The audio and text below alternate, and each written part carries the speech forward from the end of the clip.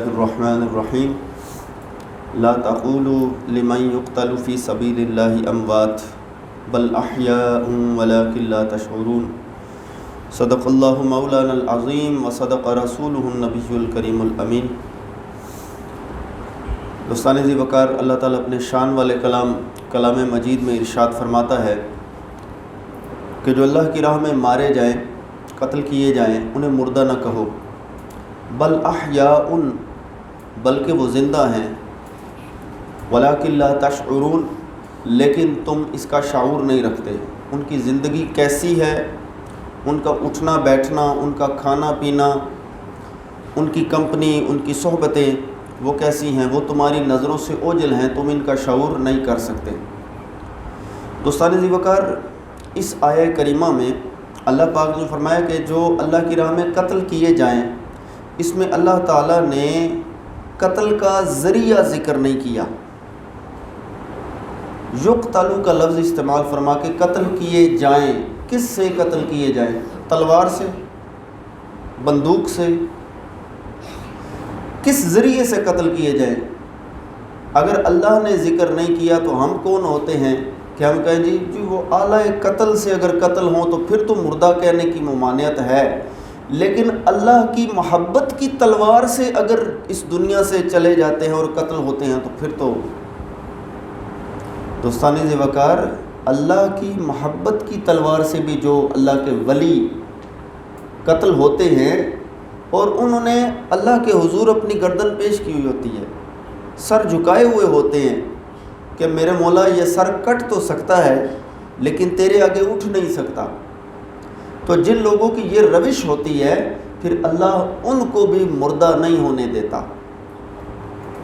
بلکہ اللہ کے نبی علیہ الصلاۃ سے اگر پوچھیں، امام فخر الدین رازی رحمۃ اللہ علیہ نے اس حدیث مبارکہ کو نقل کیا ہے تفسیر کبیر کے اندر بھی، اور اس حدیث مبارکہ کو روح المعانی کے اندر بھی ذکر کیا گیا ہے۔ حدیث مبارکہ یہ ہے، ان اولیاء اللہ لا یموتون بل ینتقلون من دار الی دار، بے شک جو اللہ کے اولیاء ہیں، اللہ کے دوست ہیں، لا یموتون، ان کو وفات نہیں ہوتی، یہ مرتے نہیں، بل ینتقلون من دار الی دار، بلکہ وہ ایک مکان سے دوسرے مکان میں منتقل ہو جاتے ہیں، ایک جگہ سے دوسری جگہ میں منتقل ہو جاتے ہیں۔ لا یموتون، اصل میں یہ مرتے نہیں ہیں، یہ ایک مکان سے دوسرے مکان میں، یہ عالم دنیا سے عالم آخرت میں منتقل ہو جاتے ہیں۔ تو ہماری نظریں اس قابل نہیں ہیں کہ ہم عالم آخرت کے منظر دیکھ سکیں، ہم تو اتنا ہی دیکھ سکتے ہیں جتنا رب ہمیں دکھاتا ہے، چاہے خواب کے ذریعے سے دیکھ لیں۔ ہاں، بعض اولیاء کرام ایسے ہیں جن کو اللہ پاک نے کشف کی دولت عطا فرمائی ہے، اور کشف بھی جو ہے وہ کشف مختلف قسم کا ہے، ایک ہوتا ہے کشف الصدور اور ایک ہوتا ہے کشف القبور۔ کشف الصدور ہوتا ہے دل کی باتوں کا پتہ چل جانا، ایسے اللہ کے ولی بھی ہوئے ہیں جن کو ادھر دل میں خیال آیا، ادھر ان کو علم ہو گیا۔ اسی لیے کہتے ہیں نا کہ علماء کے سامنے زبان کنٹرول رکھو، لیکن اولیاء کے سامنے دل کنٹرول میں رکھو۔ تو وہ ایسے اللہ کے پیارے ہیں کہ جن کو اللہ پاک نے وہ کشف عطا فرمایا ہے کہ وہ قبر پہ جاتے ہیں اور صاحب قبر سے ملاقات کر کے ان کے حالات دریافت کر لیتے ہیں۔ یہ جو ہے یہ کشف القبور کا علم ہے، لیکن یہ عام نہیں ہے۔ اولیاء کرام میں بھی سارے اولیاء کرام کو یہ علم عطا نہیں کیا جاتا، بلکہ کچھ اللہ کے ولی ایسے ہیں کہ جن کو یہ علم عطا کیا جاتا ہے، وہ قبروں پہ جاتے ہیں اور اس صاحب مزار سے ملاقات کر سکتے ہیں۔ ایک مثال میں دیتا ہوں، حضرت شاہ عبد الرحیم رحمۃ اللہ علیہ، شاہ ولی اللہ محدث دہلوی رحمۃ اللہ علیہ کے والد بزرگوار، آپ گئے حضرت خواجہ قطب الدین رحمۃ اللہ علیہ کی قبر انور پر۔ خواجہ قطب الدین وہ ہستی ہیں جو بابا فرید گنج شکر رحمۃ اللہ علیہ کے پیر و مرشد ہے۔ ان کی قبر مبارک پر گئے، جا کے مراقبہ کیا۔ کون سا مراقبہ؟ یہی مراقبہ کشف القبور کا۔ تو آپ کی ملاقات ہوئی حضرت خواجہ سے، تو خواجہ پاک فرماتے ہیں، خواجہ قطب الدین فرماتے ہیں، اللہ تمہیں ایک بیٹا دے گا، اس کا نام میرے نام پر رکھنا۔ اللہ نے بیٹا عطا فرمایا، اس کا نام قطب الدین رکھا گیا، جس کو ہم عام طور پر ولی اللہ کے نام سے یاد کرتے ہیں۔ حضرت شاہ ولی اللہ محدث دہلوی رحمۃ اللہ علیہ، ان کا نام اصل میں قطب الدین رکھا گیا تھا اس اللہ کے ولی کے نام پر۔ دوستان ذی وقار، جو عام اللہ کے ولی ہیں نا، ان کے بارے میں اللہ کے نبی علیہ السلام، بلکہ قرآن نے عام ولیوں کے بارے میں تو یہ فرمایا ہے کہ انہیں مردہ نہیں کہنا، عام لوگوں کے بارے میں، یعنی یہ ویسے بظاہر لگتا ہے کہ شہید کے بارے میں ہے، بظاہر یہ لگتا ہے، لیکن اصل میں یہ اللہ کے دوستوں کے بارے میں ہے کہ جو اللہ کے دوست ہیں ان کو مردہ کہنے کی ممانعت نہیں ہے۔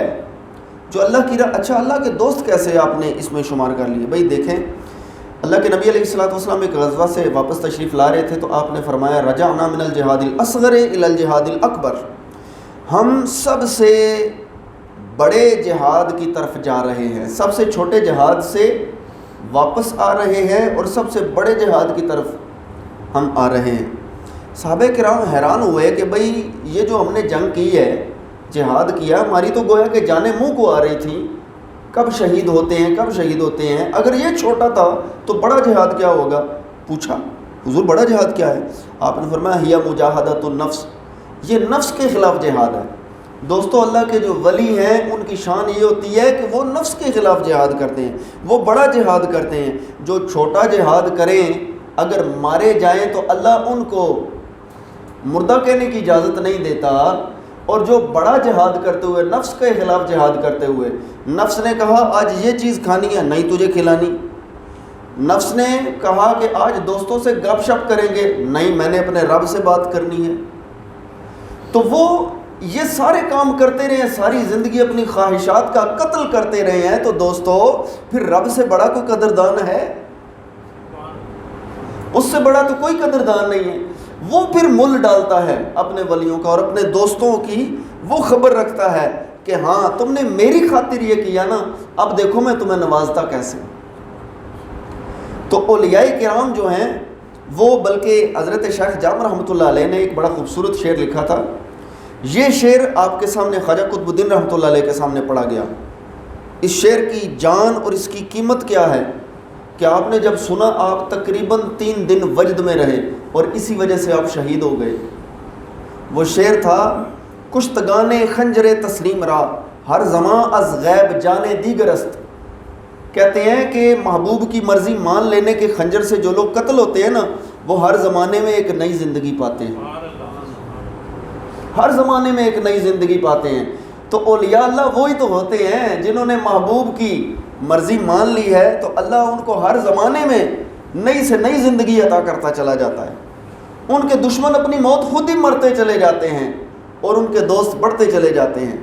دوستان ذی وقار، جب عام لوگوں کا یہ حال ہے تو مجھے بتاؤ پھر اللہ کے نبیوں کا کیا حال ہوگا؟ اللہ کے نبی تو اللہ کے زیادہ بڑے اور زیادہ درجہ والے دوست ہیں جو اللہ کے نبی ہیں، لیکن ایسے ظالم لوگ ہیں کہ جو اللہ کے نبیوں کے بارے میں یہ کہتے ہیں کہ بلکہ تقویت الایمان کے اندر یہ برصغیر کے اندر وہابی جراثیم کو لانے والا جو شخص تھا نا، اس کا نام تھا اسماعیل دہلوی۔ کیا نام تھا؟ اسماعیل دہلوی۔ ہمارے نصاب کی کتابوں میں بڑا اس کو پڑھایا جاتا ہے۔ اسماعیل دہلوی جو ہے یہ اپنی کتاب تقویت الایمان میں لکھتا ہے کہ نبی پاک صلی اللہ علیہ وسلم سے ایک جھوٹ منسوب کر کے کہ جی آپ فرماتے ہیں کہ میں بھی ایک روز مر کے مٹی میں ملنے والا ہوں، استغفر اللہ۔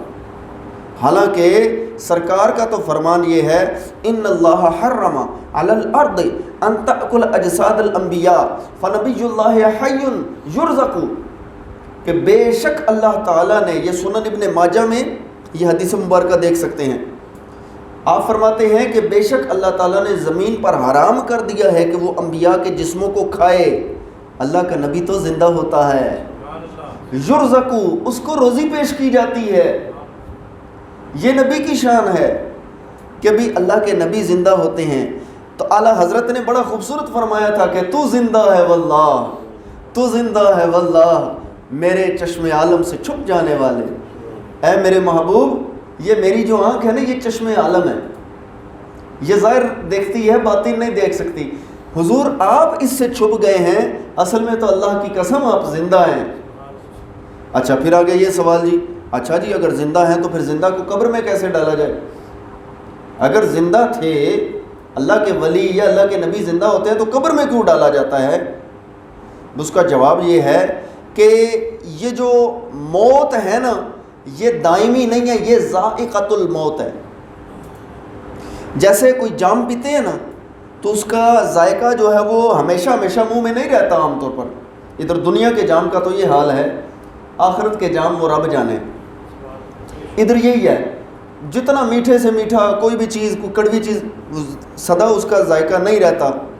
تو اللہ نے فرمایا ذائقۃ الموت، یہ موت کا ایک ذائقہ، ایک کیفیت ہے. وہ اس سے گزریں گے، اس کے بعد وہ دائمی زندگی میں ہیں، دائمی زندگی میں ہیں. تو جو اللہ کے پیارے ہیں، اچھا سوال یہ پیدا ہوتا ہے کہ بھائی ہاں جی ان کو زندہ کو قبر میں کیوں شامل کیا گیا؟ یہ تو تھا تھوڑا تحقیقی جواب کہ بھائی وہ ذائقۃ الموت والی بات ہے. اب یہاں جو ہے نا مفتی سمر عباس قادری صاحب اللہ ان کے درجے بلند کرے، انہوں نے بڑا خوبصورت جواب دیا. کہتے ہیں کہ یہ ہمارے جو ہے نا کسان، مطلب یہ سمجھیے کہ وہ بات اور میں اپنی بات اس کو ذرا مکس کر کے آپ کو سمجھا دیتا ہوں کہ یہ مسئلہ تو ہمارے کسانوں کو بھی پتہ ہے کہ مردہ کو جو ہے نا زمین میں نہیں داخل کیا جاتا بلکہ زندہ کو داخل کیا جاتا ہے. ہوتا یہ ہے کہ دانے جو سلیکٹ کیے جاتے ہیں نا، بیج لگانے کے لیے جو دانے سلیکٹ کیے جاتے ہیں ان میں چھانٹی کی جاتی ہے. کیا جی اے دانے تے موئے مکے نے، انہاں کی تے کرو نا سائڈ تے، ہیں جی اے دانے ٹھیک ہیں. بھئی یہ سمجھ ان کو بھی ہے کہ جڑے موئے مکے نے انہاں کی نہیں قبر وچ زمین دے وچ گاڑیا جاندا جی. یعنی وہ بھی زندہ کو، جو زندہ بیج ہے، زندہ بیج ہی ایسا ہوتا ہے جس سے آگے زندگی نکل سکتی ہے. مردہ بیج سے زندگی نہیں نکلتی. تو یہ تو مسئلہ ہمارے کسان جانتے ہیں کہ وہ زندہ بیج کو زمین میں شامل کرتے ہیں اور اللہ پاک اس سے پھر کیا کیا رنگ نکالتا ہے جی.